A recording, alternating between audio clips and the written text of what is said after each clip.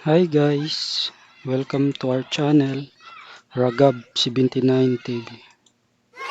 Ang gagawin natin ngayon guys, kung paano i-fix itong problema ng isang laptop na ganito. Operating system not found. Pero bago yan guys, shoutout nga pala kay Janos Adventure, Christina Victorson's Vlog, Scatiling Fit, Nanabi TV. Ito na po guys.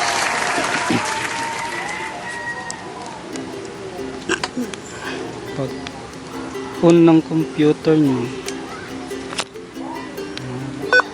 press nyo na yung F2 para makapasok kayo sa boot BIOS setup. Tapos punta kayo sa boot. Napapansin mo naka UEFI yung boot mode. So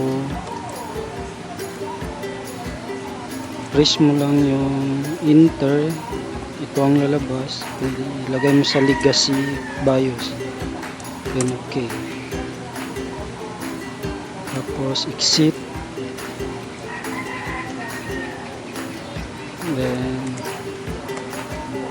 save, yes.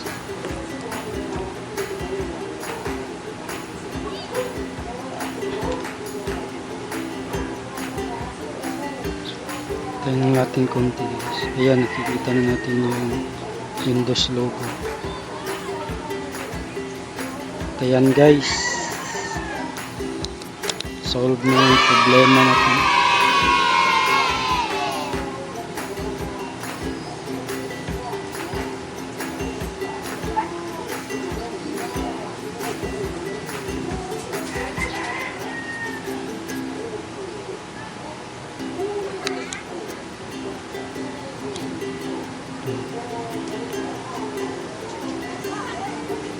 Naglo-loading pa guys.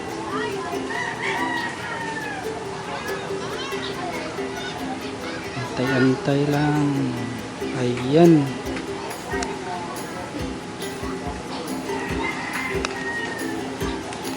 Balik na sa Windows.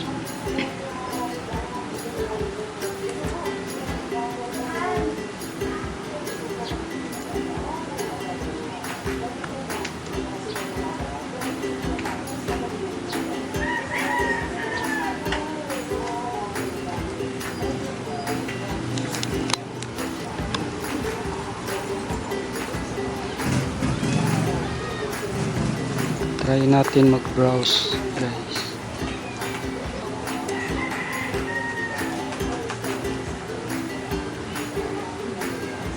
Punta sa YouTube. Siyempre, browse natin yung natin, yung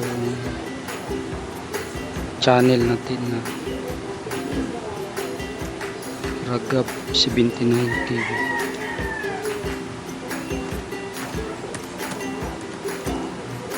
Thank you for watching guys.